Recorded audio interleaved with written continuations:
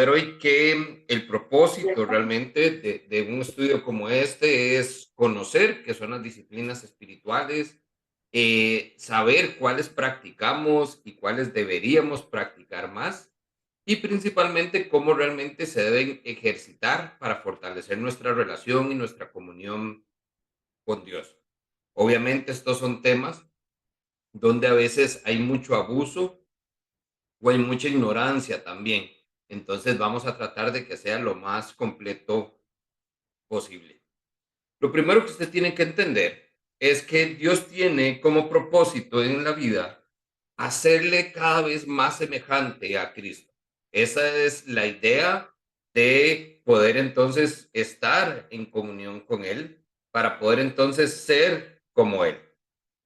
Nosotros vamos a ver que uno de los instrumentos que Dios usa entonces para cumplir este propósito es la práctica de estas disciplinas espirituales. Se llaman disciplinas porque requieren nuestra participación intencional para poder entonces entrenarnos en la piedad. Así como cualquier otro deporte o cualquier otra disciplina deportiva, realmente usted sabe que requiere un gran esfuerzo de parte suya, una voluntad, una constancia y una perseverancia para poder obtener el resultado deseado. Y también les llamamos disciplinas espirituales porque realmente su efectividad depende meramente de la obra del Espíritu Santo. Entonces, hay un mix de una parte que nosotros hacemos y de otra parte que es Dios el que la hace. El ejercicio de estas disciplinas es importante que entendamos que no nos gana méritos delante de Dios. Es decir, esto no lo hacemos para obtener algo de parte de Dios. Simplemente es un medio para poder entonces centrar nuestra vida en Cristo y realmente poder entonces ver cómo es Él el que hace una obra en nosotros. Aunque la santidad es obra de Dios, entonces vamos a ver cómo Él nos usa para producir también esa santidad en nosotros. No simplemente debemos sentarnos y esperar, debemos buscarla, debemos anhelarla. De otra manera, podríamos decir entonces que lo que necesitamos es ir a Dios buscando hacer que Él haga su voluntad en nosotros. Las disciplinas espirituales son prácticas, son actividades, son hábitos que encontramos nosotros en las escrituras. Y esto es lo primero que tenemos que establecer. No es algo que nos inventamos, es algo que estamos extrayendo de las escrituras, ¿verdad? Y lo que vamos a ver es que entonces el poner esto en práctica ha producido entonces en aquellos que creen en el Evangelio de Cristo un resultado, digamos, esperado, que es esa cercanía, esa comunión o ese estrechar de relación con Cristo. Entonces, no pensemos en actividades de autoayuda, no tenemos que pensar en elementos que simplemente pueden seguir un 1, 2, 3 y esperar que algo pase. Realmente lo que tenemos que ver es que las disciplinas espirituales son ejemplos prácticos que Jesús modeló, de manera que si podemos entonces aplicarlo también a nuestra vida, pues podemos ver y esperar un resultado en ello. Filipenses 3, 1, 14, Filipenses 3, 13 y 14, perdón.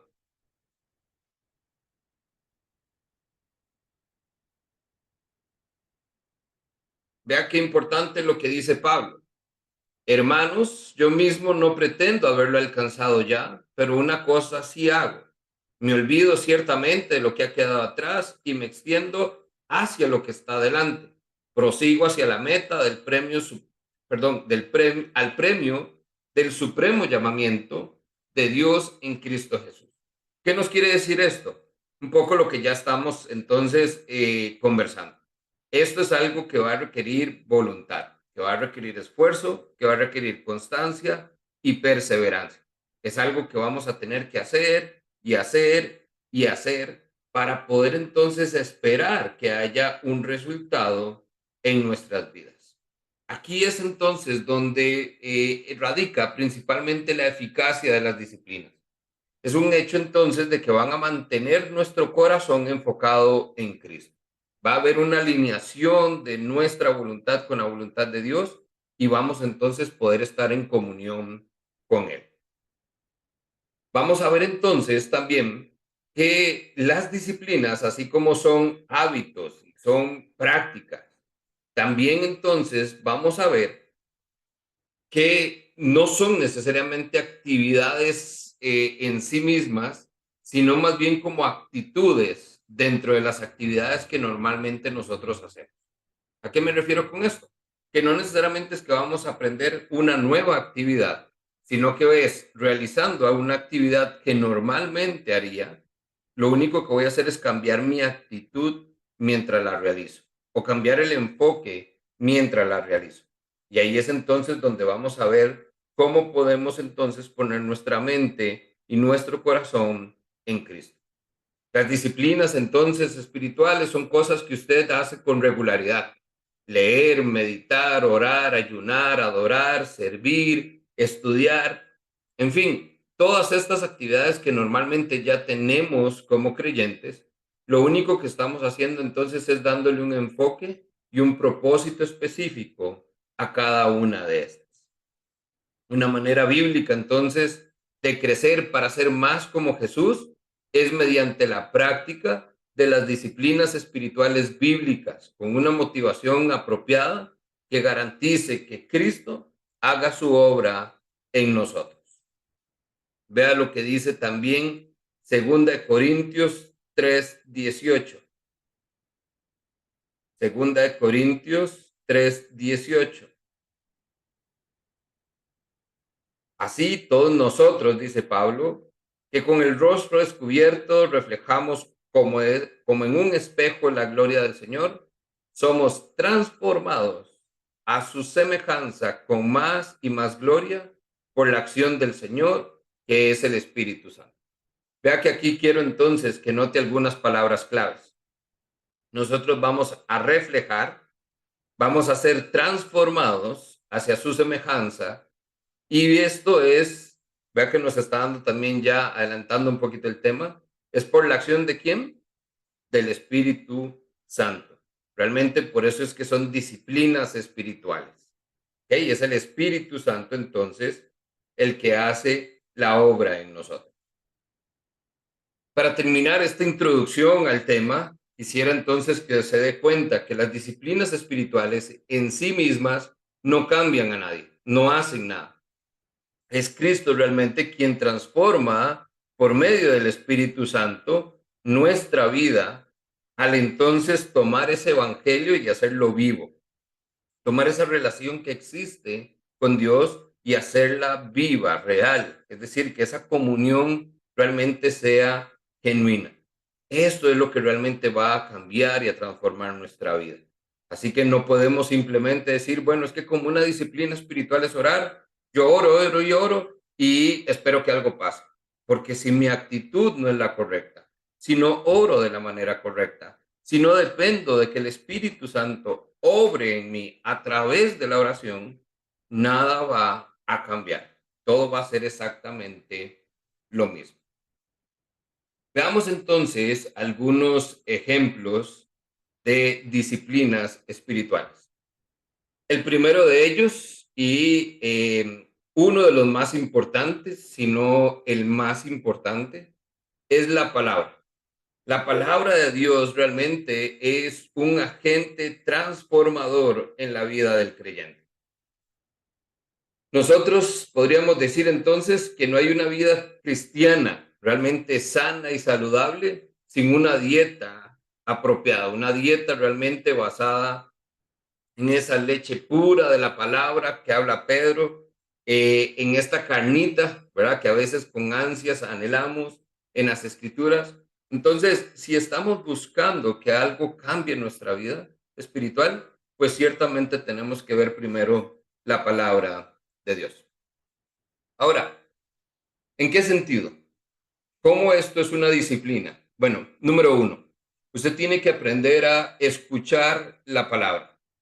Romanos 10:17 dice que la fe es por el oír y el oír por la palabra de Dios.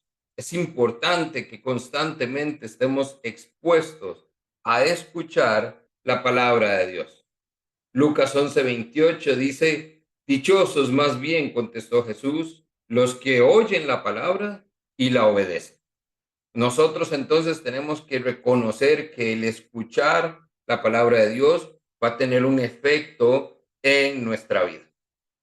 Con cada uno de estos, entonces vamos a ir anotando algunas recomendaciones que podemos entonces implementar. La primera recomendación, entonces, en las disciplinas espirituales es escuche podcast, ahora que están de moda. Eso es con aplicaciones como Spotify o YouTube. Usted puede suscribirse a un canal y automáticamente le están saliendo entonces las enseñanzas de la palabra de Dios y podemos entonces estar escuchando mientras manejamos, mientras hacemos oficio, mientras estamos estudiando, haciendo alguna tarea. Entonces, esta es una forma de escuchar la palabra de Dios. Otra manera son estos famosos videos de YouTube. Hay mucha gente entonces que invierte bastante tiempo viendo videos. Hay gente que gana dinero por ver videos. Pues imagínense entonces qué más podemos ganar nosotros viendo videos, pero con la intención de escuchar la palabra de Dios. Ahí podemos entonces con la tecnología poder ver predicaciones de pastores en otros países, en otros lados, personas que realmente puedan tener un impacto en nuestra vida al predicar la palabra de Dios. E igualmente la radio, para las personas que son un poco más de medios tradicionales, siguen entonces estando las emisoras cristianas y todo, que entonces igual, mientras estamos en casa, mientras vamos en el carro y estamos escuchando la radio, pues entonces podemos prestar nuestros oídos a escuchar algo que sea edificante, que sea de provecho, en lugar de simplemente estar escuchando música que incluso no es apropiada. Lo segundo que podemos hacer entonces es leer la palabra.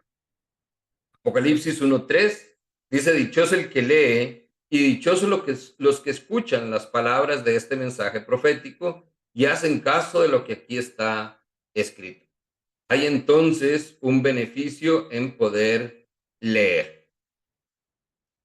Además, Mateo 4 dice, escrito está, no solo de pan vive el hombre, sino de toda palabra que sale de la boca de Dios. Esto es tal vez algo con lo que estemos más familiarizados, ¿verdad? Que es entonces leer la palabra. Aquí, ¿cuál sería entonces la recomendación? Va más en términos de frecuencia, qué tanto o qué tan frecuentemente saca usted un ratito para leer la palabra. Y otra recomendación sería entonces, apéguese a un plan de lectura. No necesariamente a un plan de lectura de estos de leer la Biblia un año, sino de algún tipo de plancito que le obligue a cumplir con metas específicas. Es decir, vamos a leer Primera de Samuel y lo vamos a hacer entonces un capítulo por día. Así entonces yo sé que día a día tengo que cumplir con cierta cantidad de capítulos leídos durante la semana. ¿Esto por qué? Porque cuando nos damos cuenta en el ajetreo de la semana, a veces entonces no lo hicimos un día, dejamos pasar dos y cuando nos dimos cuenta, acumulamos días o semanas o a veces tristemente meses completos sin haber sacado el ratito para leer la palabra. Y tercero, necesitamos también entonces estudiar la palabra. Esdras 7:10 dice que Esdras había entregado de corazón al estudio de la ley de Dios y a cumplirla y enseñarle a los israelitas. Vean entonces lo interesante que vemos acá. Palabras claves. Hay un estudio de la palabra, hay un cumplimiento de la palabra y hay el enseñar a otros la palabra. Esto es importantísimo. Dice que si usted quiere entonces aprender bien, enseñe a otros, dice el dicho por ahí. Imagínese entonces cuánto podemos aprender si nosotros entonces enseñamos también la palabra a otros. R.C. Sproul, un autor famoso, escribe lo siguiente. He aquí el verdadero problema de nuestra negligencia. Nosotros fallamos en nuestro deber de estudiar la palabra de Dios, no tanto porque sea difícil de entender, ni porque sea pesada o aburrida, sino porque es un trabajo. Nuestro problema no es que nos falte inteligencia o pasión.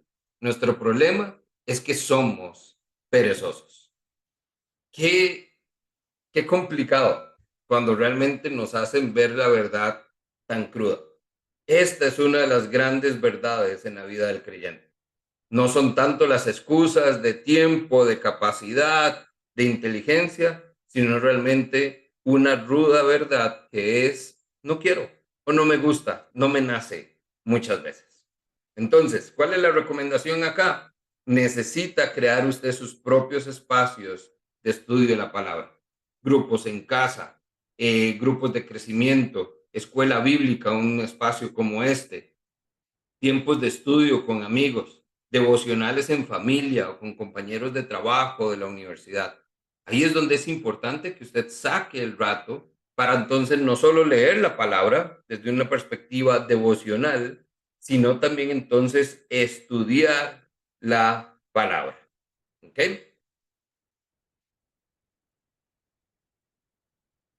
Voy aquí un parcito más y abrimos un espacio para compartir.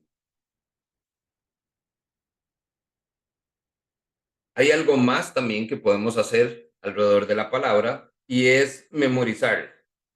Dice Proverbios 22, verso 17, presta atención, escucha mis palabras, aplica tu corazón a mi conocimiento. Grato es retenerlas dentro de mí y tenerlas a flor de labio. Qué lindo es escuchar cuando entonces alguien nos da un consejo o nos responde, pero con un mensaje de palabra, con algo que viene realmente de la palabra de Dios. Ahora, aquí nosotros tenemos que ver lo siguiente. Muchos asocian este tema de memorizar la palabra con los esfuerzos que exigía en la escuela o en el colegio tener que memorizar cantidades de información para poder aprender y estudiar para un examen. Y no es así. Realmente nosotros tenemos que darnos cuenta que el memorizar la palabra, vea lo que dice el texto, nos habla de prestar atención, de guardarlas en el corazón, de que es grato, dice el salmista, retenerlas dentro de mí, tenerlas a flor de labio. Realmente tenemos que ver que hay un deleite y una facilidad en poder entonces memorizar la palabra de Dios. ¿Qué es lo que tiene que ver acá? Entonces, la mala memoria, la falta de disciplina, realmente estos son excusas. Nosotros tenemos que darnos cuenta que esto es algo que debemos hacer. Número uno, porque proporciona poder. Número dos, porque fortalece su fe. Y número tres, porque nos prepara para entonces dar testimonio y además consejo. Qué importante que es esto, que usted pueda testificar con la palabra de Dios y aconsejar con la palabra de Dios. ¿Cuál es la recomendación acá entonces? Tome versículos, escríbalos. Recuerde que entonces los israelitas se grababan estas cosas en el corazón, dice Deuteronomio, pero porque las escribían en todo lado. Entonces nosotros podemos hacer lo mismo, podemos usar fichas, un cuadernito, tener cuadros, el arte en la casa, que realmente sea con palabra de Dios. Otra forma, digamos, más moderna es póngalos como el fondo de pantalla de su celular. Imagínese que cada vez que usted va a tomar el celular para ver si llegó una notificación, un mensaje, le aparece allí el versiculito. Entonces, realmente estas son oportunidades de ver que lo que tenemos que hacer es tener la palabra en lugares visibles, que para todo lado que veamos, lo que encontremos sea la palabra. Esto nos va a permitir entonces estarla memorizando, no solo por una imagen mental, sino también por estar leyéndola, diciéndola y escuchando. ¿Ok? Y por último, nosotros debemos meditar en la palabra. Dice Josué 1:8, procura que nunca se aparte procura que nunca se aparte de tus labios este libro de la ley. Medita en él de día y de noche, para que actúes de acuerdo con todo lo que está escrito. Así entonces harás que prospere tu camino y todo te saldrá bien. La meditación es entonces el pensamiento profundo en verdades y realidades espirituales que encontramos en la Biblia. Esas verdades bíblicas transformadoras, las que realmente nos hacen que nuestra mente haga sí, porque vemos que hay algo que Cristo nos está revelando. Nosotros tenemos entonces que aplicar la meditación, entendiéndose que esto va más allá de escuchar, de leer, de estudiar y de aún memorizar la palabra. Vea que el concepto acá, entonces, hay dos ilustraciones. La primera de ellas es el rumiar, lo que la vaca hace, ¿verdad? Cuando come pasto y y lo mastica y lo mastica y lo mastica y le saca. Eso es, entonces, el meditar, el realmente poder extraer todo lo posible de la palabra de Dios. ¿Ok? La segunda ilustración, imagínese entonces una bolsita de té en una taza de agua caliente. Si usted nada más mete la bolsita y la saca, pues entonces lo que tendrá es agua saborizada rápidamente y casi que ni le cambia el color. Pero si usted deja la bolsita de té en el agua caliente y deja que el té suelte todo, su sabor, su color, sus propiedades, ¿ok? Hablando de tés medicinales. Usted entonces cuando tome de esta agua, usted va a tener todo ahí adentro, ¿ok? Ese es el concepto de meditar en la palabra de Dios. El realmente poder entender lo que dice entonces, por ejemplo, Salmos. Salmo 39 dice que se enardeció mi corazón dentro de mí. En mi meditación se encendió fuego y así entonces proferí con mi lengua.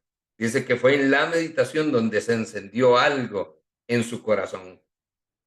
Salmos 1 dice, dichoso el hombre que entonces no sigue el consejo de los malvados, sino que en la ley del Señor se deleita y de día y de noche medita en ella.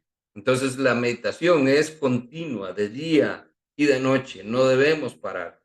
Salmo 119, verso 98 dice, me has hecho más sabio que mis perseguidores, porque tus enseñanzas siempre están conmigo. Vea que entonces hay algo ahí importante. Me has hecho sabio, pero ¿por qué? Porque tus enseñanzas, tus palabras están conmigo, dice el salmista. Entiendo más que mis maestros, porque tus testimonios son mi meditación. Vea que entonces los salmistas una y otra vez encuentran que el meditar en la palabra de Dios tiene realmente un efecto extraordinario en la vida de todo creyente. ¿Cuál es la recomendación acá? Entonces tengo un devocional diario, pero no trate de abarcar mucho texto. Hay gente que entonces se lee todo un capítulo completo. Trate entonces de simplemente tomar porciones pequeñas o versículos pequeñitos nada más para que entonces usted pueda estar meditando en ellos constantemente, de día, de noche, de un día para otro, dándole, sacándole todo el máximo provecho que pueda a ese pasaje. ¿Ok? Resumen entonces, podemos nosotros ver que podemos y debemos escuchar la palabra de Dios, número uno. Número dos, leer la palabra. Número tres, estudiar la palabra. Número cuatro, memorizarla. Y número cinco, meditar en ella. ¿Ok? Esto es la primera disciplina espiritual que es la palabra de Dios. La segunda disciplina es la oración. Nosotros vamos entonces a hablar un poquitito de la oración desde tres perspectivas principalmente. La oración es la comunicación personal de nosotros con Dios y de Dios con nosotros. Aquí tenemos que ver que la palabra y la oración realmente son dos caras de una misma moneda. Algunos dicen que es que la palabra es la manera en que Dios me habla y la oración es la manera en que yo le hablo a Dios, pero realmente son las dos. Nosotros vemos que esto es algo de dos vías. A través de la oración yo puedo hablar con Dios y Dios hablar conmigo. A través de la palabra puedo escuchar a Dios y puedo decirle a Dios. Es decir, también me puedo comunicar con Él a través de la palabra. Entonces realmente es algo que va muy, muy de la mano. La oración realmente es lo que nos va a llevar en una comunión más profunda con Dios. Él nos ama y se deleita entonces en tiempos como este. Cuando oramos realmente, vamos a ver que entregamos ahí nuestro carácter, el quiénes somos, el qué estamos sintiendo y cómo estamos viviendo. Todo lo que nosotros podemos sentir, pensar, vivir, se refleja prácticamente en una oración. Nosotros vamos a ver que en la Biblia podemos encontrar oraciones muy profundas, oraciones de Pablo, que realmente hablan del corazón de la persona que las está diciendo. Juan 17, por ejemplo, la oración de Jesús por sus discípulos, cuando ora por nosotros, todos los creyentes. Realmente hay algo extraordinario en la oración. Entonces, tres perspectivas rápidamente. Número uno, la oración es necesaria en la vida de todo creyente. ¿Por qué? Vea las advertencias. Colosenses 4:2 dice, manténganse constantes en la oración. Primera Tesalonicenses 5:17 nos dice Pablo, oren sin cesar. Mateo 6, verso 5 al 9 se usan expresiones como estas. Cuando oren, cuando te pongas a orar, al orar ustedes deben orar así. Note que entonces todas las palabras están ahí como imperativos. Oren, oren. No es si quieren, no es si les parece, oren. Esto es algo que realmente tenemos que hacer. Nosotros vamos a ver entonces que tiene algo extraordinario en nosotros la oración. El orar nos va a permitir experimentar a Dios de una manera diferente, de una manera más personal. Pero necesitamos entonces vivir estos mandatos o esos mandamientos de orar. Y aquí es entonces donde viene la primera, el primer obstáculo, quizás. No todos nosotros sabemos cómo orar, o no oramos de la mejor manera, o ni siquiera sabemos qué hay que hacer en una oración. ¿Ok? Lo cual nos lleva entonces al segundo punto. La oración se debe aprender. Vea que Lucas 11:1, los discípulos se acercan a Jesús y le dicen, Señor, enséñanos a orar. Lucas 18, más adelante, Jesús entonces le contó a sus discípulos una parábola para mostrarles que debían orar siempre sin desanimarse.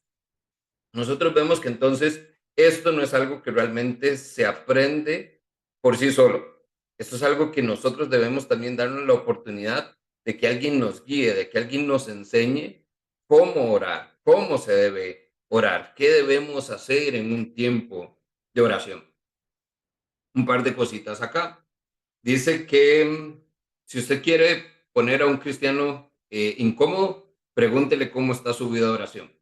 No sabe qué responder. Y segundo, si lo quiere hacer todavía más incómodo, dígale que le enseñe a orar.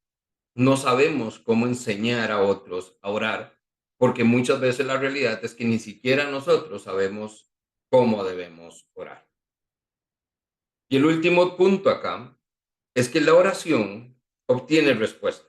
Mucha gente se aparta de la oración porque cree que son palabras al viento, que Dios no escucha, que Dios no responde, que han orado y orado durante mucho tiempo y que Dios no responde.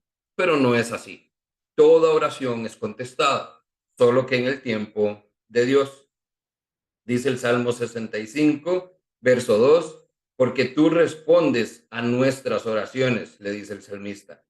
Lucas 5:16 dice que Jesús, por su parte, solía retirarse a lugares solitarios para orar. Y esto es extraordinario. Haga el ejercicio. Vaya a los momentos épicos de las narraciones de la vida de Jesús. Cada vez que Jesús iba a hacer algo extraordinario, hay un momento que le precede, y es que Jesús se apartaba para orar. Por ejemplo, cuando eligió a los 12 y los comisionó para ir y predicar el evangelio a los que nombró apóstoles, dice el texto primero que Jesús subió a la montaña y se puso a orar. Cuando multiplicó los panes y los peces, la multiplicación, esto se dio, dice antes de esta narración, que Jesús estaba apartado orando. Todos esos momentos significativos realmente vienen de ese momento donde Jesús se retiró en solitario para orar. Y probablemente, ¿qué era lo que hacía? Le pedía dirección a Dios y Dios le respondía. Entonces, no piense por un momento que su oración no va a ser contestada. Don Marco, ¿tiene la manita ahí arriba?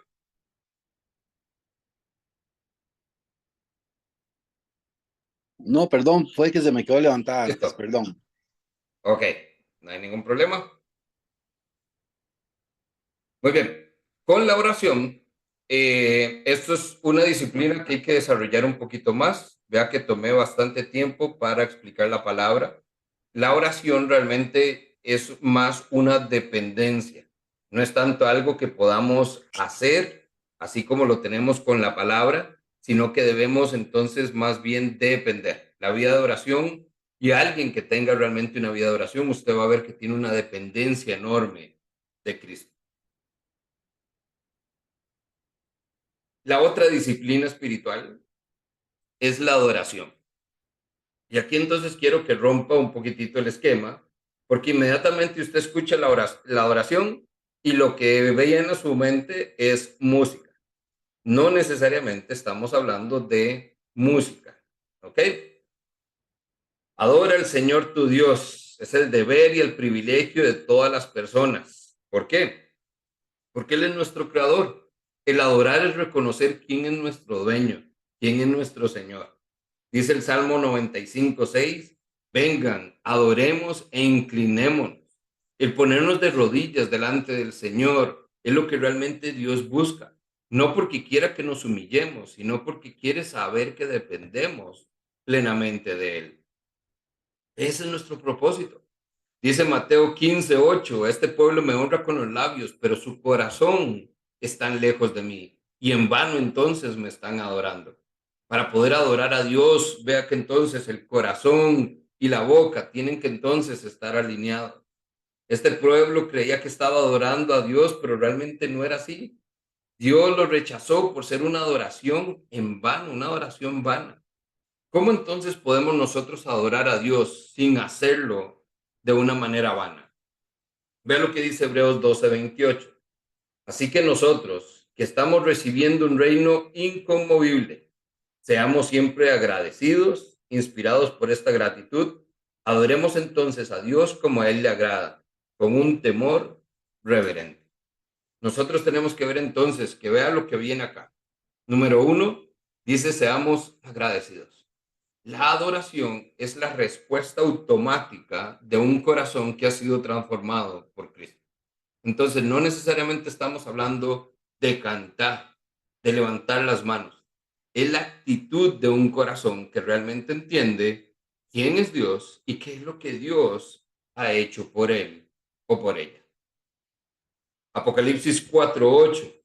Vemos que habían cuatro seres vivientes alrededor del trono. ¿Y qué hacían estas personas?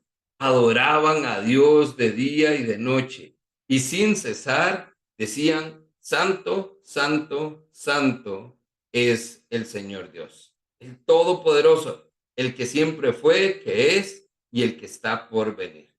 Y más adelante, en el versículo 11 de ese mismo capítulo, dice que los 24 ancianos que estaban alrededor del trono de Dios en el cielo lo adoraban poniendo sus coronas en el suelo y diciéndole, tú eres digno, oh Señor nuestro, de recibir toda la gloria, todo el honor y todo el poder. Pues tú creaste todas las cosas y existen porque tú las creaste según tu voluntad. Vea que entonces, después de un pasaje como este, nos queda todavía más claro. Adorar significa atribuirle el valor adecuado a Dios, magnificar su mérito de recibir toda alabanza y toda adoración. Es decir, simplemente acercarnos a Dios y decirle, tú eres digno, Señor, tú eres digno. Salmo 95:6, una gran exhortación, venid, adoremos y postrémonos, arrodillémonos delante de Jehová, nuestro Hacedor. Salmo 95:6. Este me encanta, porque vea que es un salmo que ni siquiera da explicaciones, simplemente da órdenes y muy puntuales. Venga, adore, póstrese y arrodíllese delante de Jehová. Me encanta, porque realmente esto es lo que nos habla de lo que es la verdadera adoración.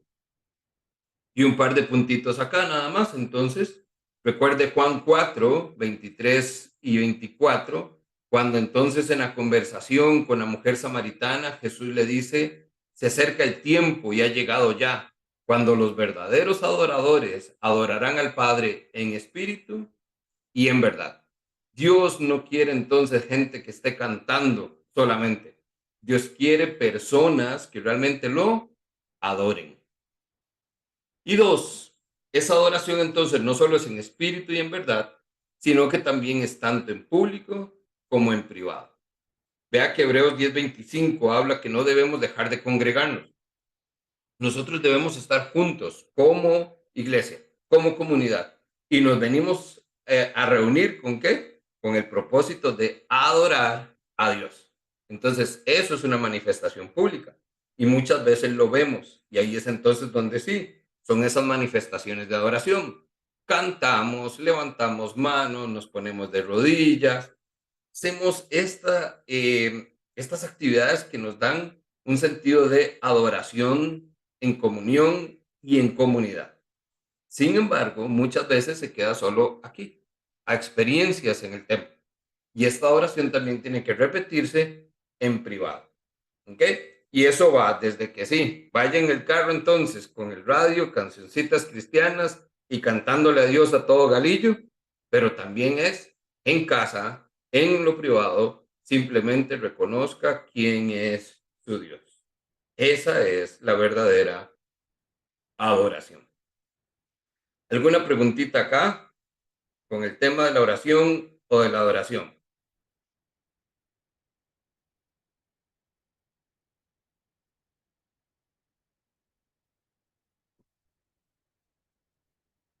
Ya, seguimos. Ahora venimos a esta. A esta necesitamos darle también un poquito más de explicación. Acompáñeme a Isaías, capítulo 58, los primeros versos. Isaías 58.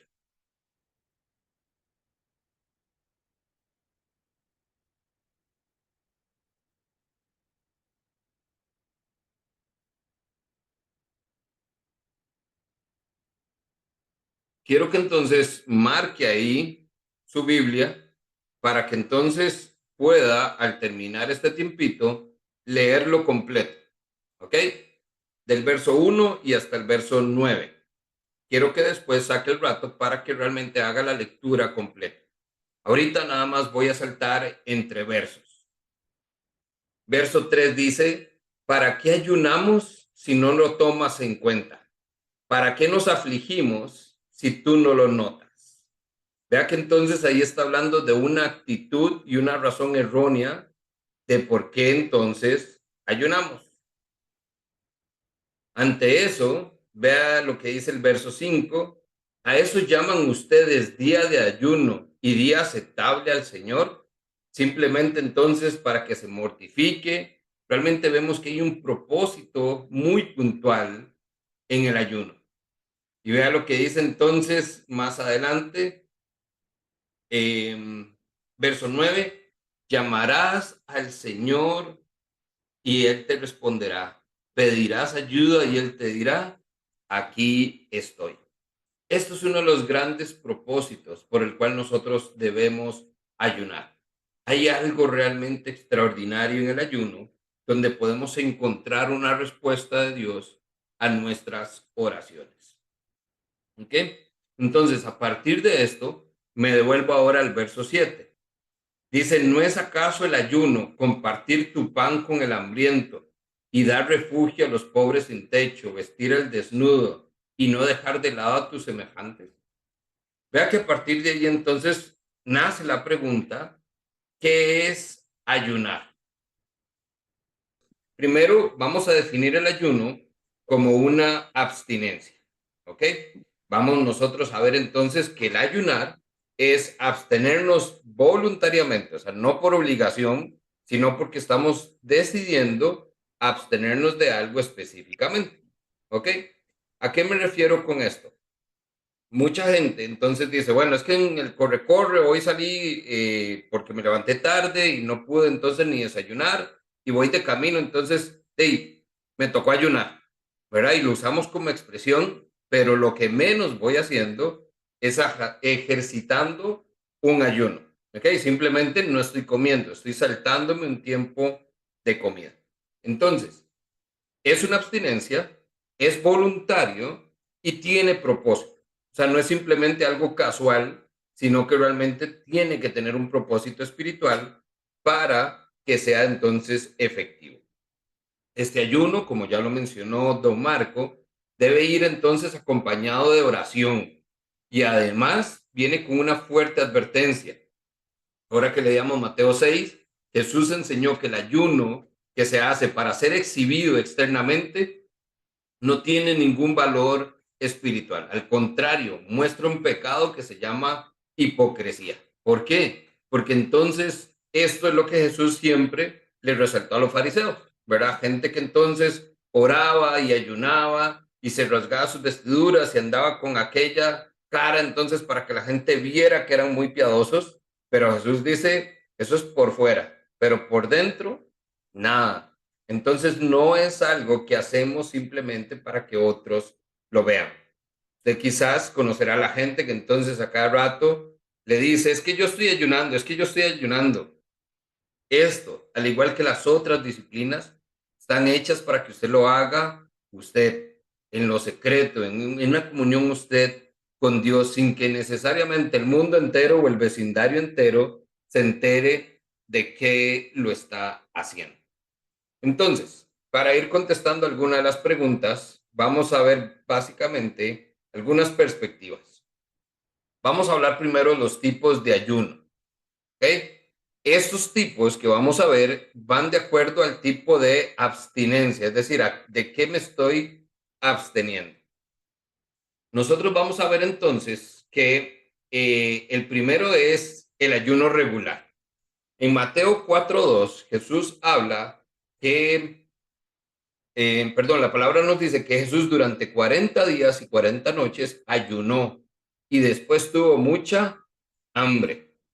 No dice nada necesariamente acerca de que haya tenido sed. Además, vea que Lucas 4:2 en el relato similar dice que no comió nada en todo ese tiempo. No dice entonces que no haya bebido. Esto se debe a lo siguiente. El cuerpo puede funcionar unos cuantos días sin agua, pero no necesariamente puede funcionar igual sin comida. Esto puede entonces hacernos suponer que Jesús pudo haber bebido agua durante este tiempo, pero se abstuvo específicamente de ingerir alimentos. Este es el tipo de ayuno más común, porque es entonces bajo este pasaje el que la gente entonces se abstiene de alimento sólido y pasa entonces unas horas o un día sin ingerir alimento sólido. Pasa entonces con agüita, un tecito, un café, pero decide no comer nada sólido durante el día. ¿Ok? El segundo tipo es un ayuno parcial. Eso quiere decir que hablamos de una limitación en la dieta, pero no de una abstención de todo alimento. Daniel 1:12 dice que durante 3 días Daniel y otros 3 jóvenes judíos únicamente consumieron legumbres para comer y agua para beber. ¿Qué es? Que entonces eso es más o menos lo que decía doña Cira. Cuando nosotros tenemos, digamos, abundancia en el alimento, usted puede elegir comer lo que quiera, usted entonces reduce esa posibilidad a consumir algo sencillo, limitado o justo y necesario. ¿Para qué? Para que entonces no vea de cierta manera una oportunidad de dejarse llevar por sus gustos o preferencias. El tercero le llamamos el desayuno absoluto. Es evitar todo alimento líquido, incluso el agua. Esdras 10:6 dice, Esdras se retiró sin comer ni beber nada. Seguía en duelo a causa de la infidelidad de los que habían regresado del destierro. El que ya mencionó doña Cira. Cuando Esther le pidió a los judíos que ayunaran y oraran, ella le dijo, ve y reúne a todos los judíos que están en Susa y hagan ayuno por mí. no coman ni beban nada durante 3 días, ni de día ni de noche. Esdras 4:16. Hechos 9:9 también nos habla de que Pablo no comió nada durante 3 días. Entonces, este ayuno absoluto nos habla entonces de que es realmente una abstinencia total, tanto de alimento como de líquido. Ahora entonces aquí hacemos el comercial, o el paréntesis, mejor dicho. Nosotros estamos viendo que hay algo de lo que nos podemos abstener. La Biblia en la mayoría de los casos nos habla de alimento. Entonces es dejar de comer o dejar de tomar agua y ayunar. No necesariamente encontramos, y por razones obvias, que nos hable de un ayuno de tecnología, que nos hable de un ayuno del gimnasio, que nos hable de un ayuno de un tiempo específico, de algo que me gusta, ¿verdad? Llámese tele, radio o desconectarme de algunas cosas. Entonces la abstinencia realmente viene de una parte más de alimento. A mí me gusta verlo de esta manera. No es solo abstenernos del alimento, ya sea sólido o líquido, sino es entonces de verlo desde esta perspectiva. Usted entonces tiene al menos 3 tiempos de comida: desayuno, almuerzo y cena. Eso más los tiempos de merienda en la mañana o de cafecito por la tarde. Cuando usted se sienta a comer, entonces no solo está consumiendo alimentos, sino que probablemente usted va a invertir unos 30, 40 minutos en todo el proceso, preparando los alimentos, sentándose a comerlos, la conversadita después de la comida, etcétera, etcétera. Entonces, si nosotros lo vemos de una forma práctica, esto es realmente el ayuno. No solo es abstenerse de comer, sino es destinar todo el tiempo que involucraría la preparación y el consumo y el sobremesa de ese alimento e invertirlo totalmente a Dios. ¿Eso qué quiere decir? Entonces, en lugar de sentarme a desayunar con mi esposo, con mi esposa, en lugar de sentarme a almorzar en familia, yo voy a retirarme, voy a tomar todo ese tiempo y voy entonces simplemente a ayunar. Ahora, ¿qué significa eso? Entonces, voy a invertir todo ese tiempo, los 40, 45 minutos. No voy a comer y voy a dejar que entonces el sonido de las tripas, la incomodidad, mi deseo natural por querer comer, y es más, lo que llamamos entonces que mi hambre o mi sensación de hambre me haga recordar que así debe ser mi sed y mi hambre por Dios. Durante ese tiempo, ¿qué voy a hacer? Voy a estar orando, voy a estar leyendo la palabra, voy a estar meditando en ella, voy a estar escuchando canciones, puedo tener un tiempo de oración, es decir, voy a ejercitar todas las otras disciplinas espirituales en uno, absteniéndome de algo específicamente, que es el alimento, pero aprovechando también entonces el tiempo y la ocasión para dedicárselo al Señor. Ahora, podemos ver entonces otro tipo de ayuno.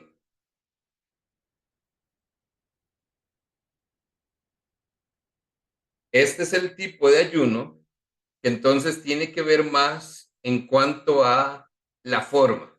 ¿Cómo estoy haciendo yo este ayuno? Vemos entonces que podemos tener un ayuno en privado, que es el que Jesús se refiere en Mateo 6:16, cuando dijo que debemos de ayunar en una manera que no sea percibida por los demás. Cuando entonces debemos buscar a Dios. Cuando ayunes, entra a tu casa simplemente, no que otros vean lo que estás haciendo. Ese es un ayuno privado y lo hacemos de manera personal. ¿Ok? El segundo es lo que podemos llamar un ayuno comunitario o congregacional. Este tipo de ayuno es el que encontramos, por ejemplo, en Joel, capítulo 2, versos 15 y 16. Toquen la trompeta de Sión, proclamen el ayuno, convoquen a una asamblea solemne, congreguen al pueblo y purifiquen la asamblea. Al menos una parte de la congregación de Antioquía estaba ayunando. Esto es lo que entonces tradicionalmente hacen las iglesias o los grupos que se ponen de acuerdo, pequeñas comunidades, para hacer un ayuno entre varias personas. Este es el tipo de ayuno que entonces también vemos que tiene que tener un propósito específico. Entonces la iglesia se va a reunir a ayunar, pero por un propósito específico, por una decisión importante que vayamos a tomar, por alguna decisión, por alguna situación específica, por un tema de salud, en fin, hay un propósito específico que nos convoca y dedicamos ese tiempo de reunión a entonces a abstenernos de alimento para poder entonces dedicarle ese tiempo al Señor. La Biblia también, por ejemplo, nos habla de ayunos nacionales. Vea lo que dice en Segunda de Crónicas, capítulo 20. En respuesta a una invasión, el rey Josafat le ordenó al pueblo que ayunara. Josafat quedó aterrado con la noticia y le suplicó al Señor que lo guiara. Entonces, ¿qué fue lo que hizo? Puso a todo el pueblo a ayunar para buscar la guía del Señor. Todos los judíos también fueron convocados a ayudar. Nehemías 9:1, Esther, que ya lo leímos, 4:16, Jonás 3, verso 5, dice que el rey de Nínive anunció un ayuno para todo el pueblo en respuesta al sermón de Jonás. ¿Qué quiere decir? Donde se ven entonces advertidos por el Señor, se convoca entonces a este ayuno. Todo esto que es lo que vemos entonces es no solo la forma, sino también el tipo de abstinencia de la cual entonces podemos eh, ayunar.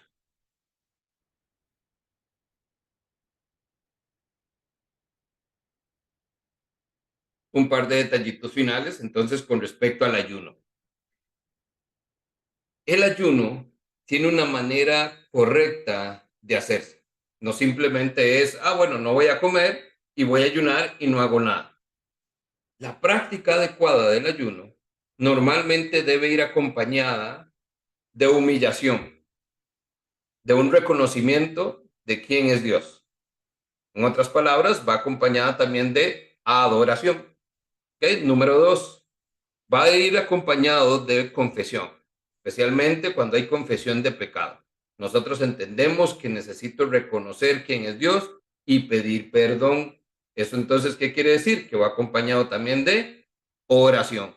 De estos tiempos entonces donde yo voy a pedir a Dios algo, donde voy a clamar que Dios haga algo.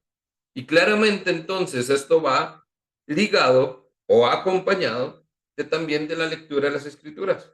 Tengo que leer para poder escuchar la palabra de Dios, para poder meditar en la palabra de Dios y para poder entonces pedir a Dios guía a través de su palabra para que me muestre entonces qué es lo que debo hacer. De la misma manera, podemos verlo en el servicio. El servicio es parte también del ayuno, el poder entonces darme cuenta que estoy sirviendo al único y verdadero Dios y reconozco que a Él y solo a Él he de servir. Entonces, esto, cuando vean la lección que está acompañada ahí, todas estas maneras prácticas de hacer el ayuno, todo esto tiene sustento bíblico. Aquí en pantalla nada más se lo estoy mostrando para que usted vea qué es lo que debe ir acompañado del ayuno, pero cada una de estas viene acompañado con citas bíblicas para que usted vea los ejemplos, qué era lo que hacían y cómo era que lo hacían. ¿Ok?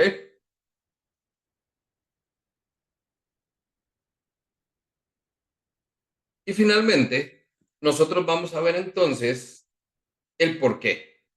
¿Por qué entonces ayunar? La pregunta del millón, prácticamente. Entre algunas, porque esto no es una lista exhaustiva ni tampoco inclusiva. Esto simplemente es para ilustrar algunos de los momentos por los que quizás ya usted ha ayunado o por los que pueda ayunar. Normalmente, ¿cuándo podemos buscar el ayuno? Uno, cuando tenemos que tomar una decisión importante, realmente algo significativo, algo importante que está por pasar, un cambio de trabajo, una mudanza, algo que usted diga, vea, aquí de verdad necesitamos que Dios nos guíe y nos muestre el camino, porque si no, realmente no sé qué hacer. Vea, por ejemplo, lo que dice Hechos 14:23. Dice que en cada iglesia nombraron ancianos y con ayuno y oración los encomendaron al Señor en quien habían creído. Elegir líderes de la iglesia, elegir personas que van a guiar o a encargarse de esas tareas importantes dentro de nuestra comunidad, requiere entonces ayuno y oración. Número 2, vea que entonces usted puede orar por un avivamiento personal, algo específico, donde usted quiere que Dios realmente se manifieste. Usted está buscando hacer la voluntad de Dios y entregarse a Él. Se puede orar también por fortaleza espiritual. Esto es algo muy específico porque nosotros nos damos cuenta que muchas veces en nuestra debilidad de la fe, nada más oramos. Y ahí es donde en este tiempo de oración también puede haber un tiempo de ayuno. Nosotros podemos ver que entonces este tipo de prácticas van a hacer que entonces haya un fortalecimiento espiritual sobrenatural que haga que entonces todo esto sea diferente. ¿Ok? Eh, Además, otros ejemplos, usted puede ayunar en situaciones, momentos difíciles de aflicción. El ayuno en realidad debería ser una práctica común del liderazgo. Normalmente deberíamos tener en rutina y en agenda tiempos como estos o para toda situación especial y específica. Ahora, independientemente del momento, usted lo que debe comprender es que el propósito del ayuno es quitar nuestra vista de las cosas de este mundo para enfocarnos en los pensamientos de Dios, para buscar la voluntad de Dios, para ver la revelación de Dios.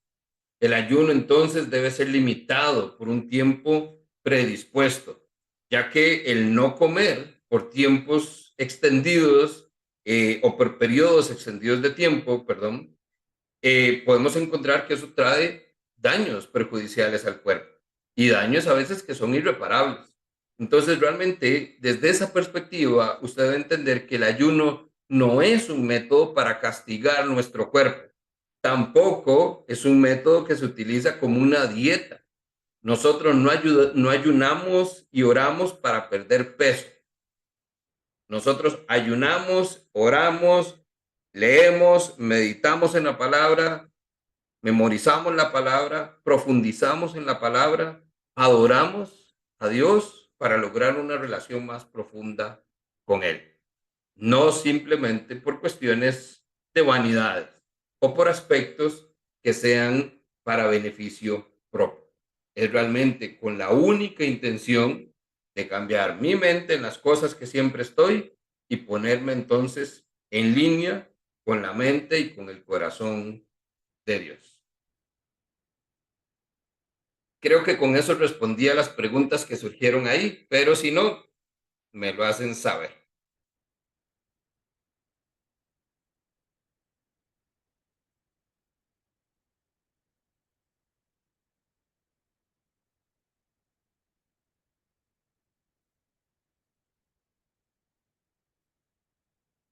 Ahí entonces concluimos. Número uno, las disciplinas espirituales no están destinadas solamente para cristianos que tienen tiempo libre y están buscando qué hacer. Esto es realmente algo importante para todos nosotros, para todo aquel que se haga llamar creyente o seguidor de Cristo. Esto es algo que debería estar dentro de su agenda, dentro de sus prioridades. Estas son entonces herramientas que Dios provee por medio de las cuales podemos entonces ser como Cristo.